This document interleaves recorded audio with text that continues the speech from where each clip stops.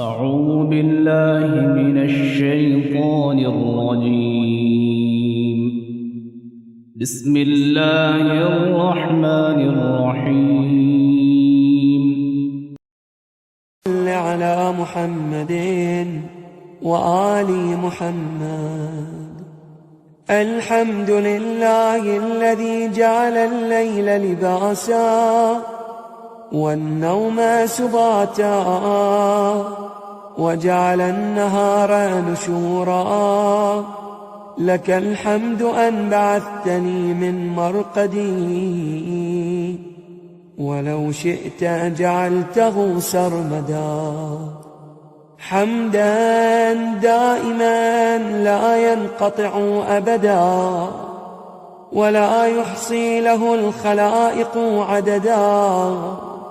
اللهم لك الحمد أن خلقت فسويت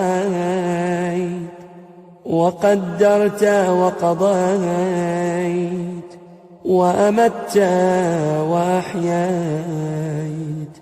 وأمرضت وشفيت وعافيت وأبليت وعلى العرش استويت وعلى الملك احتويت.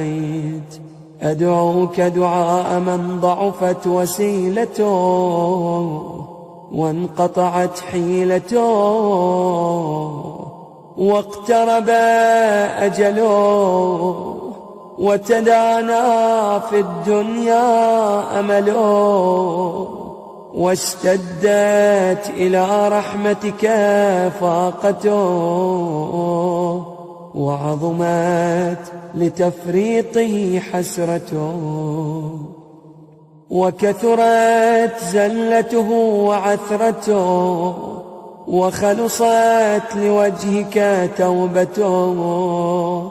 فصل على محمد خاتم النبيين وعلى أهل بيته الطيبين الطاهرين وارزقني شفاعة محمد صلى الله عليه وآله ولا تحرمني صحبته إنك أنت أرحم الراحمين.